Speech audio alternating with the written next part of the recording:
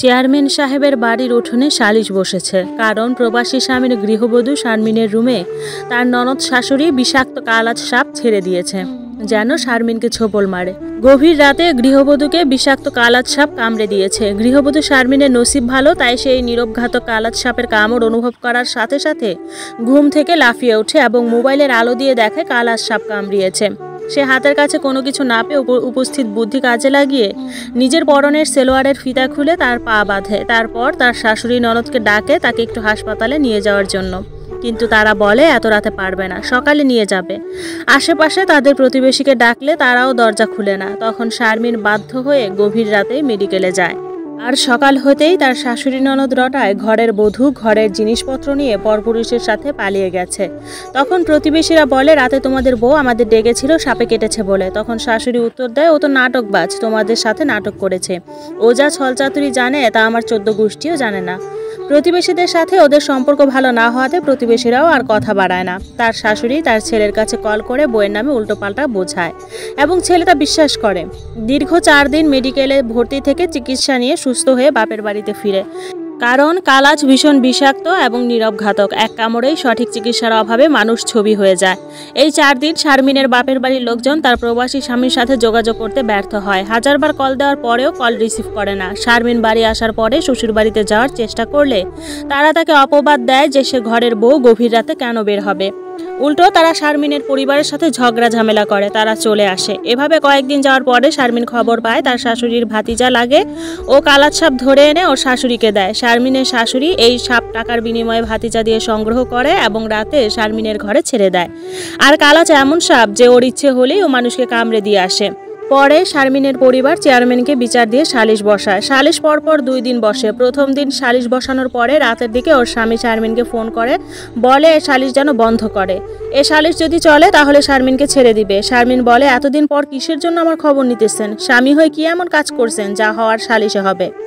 পরের দিন সালিশ হয় এবং সালিশে ওর শাশুড়ির দোষ প্রমাণিত হয়। তখন সালিশের মধ্যে ওর স্বামী ফোন করে বলে এসব বন্ধ করতে, না হলে শারমিনকে তালাক দিবে। শারমিন বিচার চায় চেয়ারম্যানের কাছে, আর ওই সালিশেই মোবাইলে তালাক দেয় ওর প্রবাসী স্বামী। তখন শারমিন ওর পরিবারের সহায়তায় থানায় মামলা করে দেয় ওর শাশুড়ি আর স্বামী এবং ননদের নামে। শারমিন রাগে একটা মেয়ে, তার বাবা মা তার ইচ্ছের বিরুদ্ধে এই ছেলের সাথে বিবাহ দেয়। বিয়ের পর সব মেনে নিয়ে সংসারে মন দেয়, কিন্তু ওর শাশুড়ি কথায় কথায় ওর দোষ ধরতো এবং গায়েও হাত তুলতো। আর ওর প্রবাসী স্বামী কখনো এসবে প্রতিবাদ করতো না, সব সময় ওর মা বোনের কথায় চলতো। থানায় মামলা করার পর ওর শাশুড়িকে গ্রেফতারের জন্য আবেদন করে, কিন্তু দীর্ঘদিন পলাতক থাকে।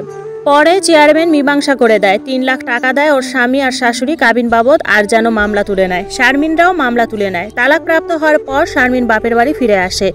এসএসসি পরীক্ষার পর ওর বিয়ে হয়ে যায়, আর শ্বশুর বাড়িতে সব মিলিয়ে 2 বছরের মতো ছিল। ফিরে এসে আবার কলেজে এইচএসসির জন্য প্রথম বর্ষে ভর্তি হয়। বাপের বাড়িতে এসেও আত্মীয় স্বজন পাড়া প্রতিবেশীরা অনেক রকম কথা শোনাতো। শারমিনের নিজের মা বাবাও অনেক কথা শোনাতো। ডিভোর্সের পর নিজের বাপ মাও জাহান্নাম হয়ে যায়। কলেজে গেলে সবাই বলতো ডিভোর্সি মেয়ে। ঘরের সব কাজ করার পর পড়তে বসতো, আর ওর মা বড় বড় কথা বলতো। ওর বাবা ওর জন্য বিয়ের প্রস্তাব আনতো ডিভোর্সি বাচ্চাওয়ালা লোক, এমনকি ওর বাপের বয়সী লোকের প্রস্তাব আনতো। ও শুধু বলতো আপনাদের পছন্দে একবার বিবাহ করেছি, আমাকে জাহান্নামে দিয়েছেন আর না। এভাবে কোনো রকম এইচএসসি পরীক্ষা দিয়ে ভালো রেজাল্ট করে। এবারও চট্টগ্রাম বিশ্ববিদ্যালয়ে ভর্তি পরীক্ষা দিয়ে পাশ করে, কিন্তু ওকে পড়তে দিবে না, বিবাহ দিবে। ও তারপরেও ভর্তি হয় নিজের বিয়ের সময়ের গহনা বিক্রি করে। ওখানে পড়াকালীন ওদের ডিপার্টমেন্টেই ওর প্রবাসী স্বামীর ফুফাতো ভাইয়ের সাথে দেখা হয়। দুজনেই সহপাঠী। প্রথম কথা হতো না, এড়িয়ে চলতো। আর শারমিন অনুরোধ করেছিল ক্লাসে যেন কাউকে বিষয়টা না বলে। ছেলেটা ভীষণ ভদ্র এবং ভালো হয়, কাউকে বলে না। ছেলেটা একদিন ভীষণ অসুস্থ হওয়াতে অনেকদিন ক্লাসে আসতে পারে না, তাই আজাদ অনেক পিছিয়ে পড়ে সব কিছু থেকে। সুস্থ হওয়ার পর ক্লাসে আসলে কয়েকজন থেকে নোট চায়, কিন্তু কেউ দেয় না, কারণ সামনে পরীক্ষা। তাই শারমিন বিষয়টা খেয়াল করে নিজে থেকেই তার সব নোট দেয় এবং এখান থেকেই তাদের বন্ধুত্ব শুরু হয়। শারমিনকে সব বিষয়ে সাহায্য করত, এমনকি একবার শারমিন সেমিস্টারে ফি দিতে পারেনি, আজাদ দেয়। শারমিন অবশ্য কয়েক মাস পর ফেরত দিতে চেয়েছে, কিন্তু ছেলেটি নেয়নি। শারমিন প্রায় সময় ক্লাসে মনমরা হয়ে থাকতো। আজাদ তাকে জিজ্ঞেস করতো এবং সে অতীত বিষয়টা নিয়ে সব সময় তাকে বুঝ দিত। শারমিন সব সময় ক্লাসে আসতে পারতো না, কারণ ঘরের কাজ থাকতো, আর সে ক্লাসে আসা এটা তার পরিবার পছন্দ করতো না। একদিন নবীনবরণের অনুষ্ঠানের জন্য শারমিন শাড়ি পরে সুন্দর করে রেডি হয়ে ভার্সিটিতে আসার জন্য বের হওয়ার সময় ওর বাবা ওকে চুলের মুঠি ধরে অনেক মারে, কারণ ডিভোর্সি মেয়ের এত সাজগোজ কিসের জন্য। আর ওর বাবা মাকেও প্রতিবেশী আত্মীয় স্বজনরা কথা শোনাতো। সেদিনের মায়ের ঘটনার পর অনেক দিন শারমিন ভার্সিটিতে যায়নি। তখন ওর ডিপার্টমেন্টের বান্ধবীদের বাড়িতে পাঠিয়ে আজাদ শারমিনের খবর নেয়। অনেক কান্নাকাটি আর অনুরোধের পর ওর বাবা মা ওকে ফাইনাল পরীক্ষা দিতে দেয়। ফাইনাল পরীক্ষার সময় আজাদ ওকে অনেক সাপোর্ট দেয় এবং পরীক্ষার সময় টুকিটাকি সাহায্য করত।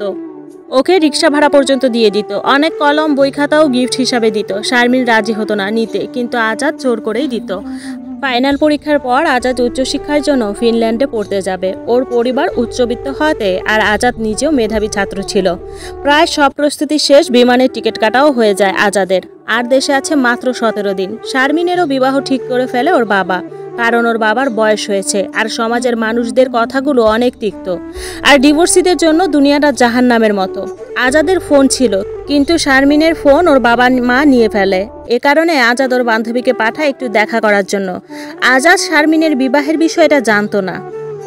শারমিনের যে বিয়ে ঠিক হয়েছে এই ব্যাপারে আজাদ কিছুই জানতো না।